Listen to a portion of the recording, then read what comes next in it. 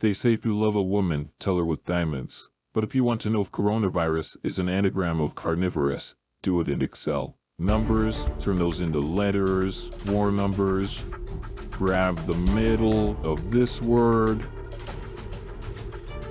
and do the exact same thing. Run that down. Now let's count. And then same thing over here. Build this over 1. Then if that is the same as that, by Jove it is. Let's make this look fancy. Let's make it green.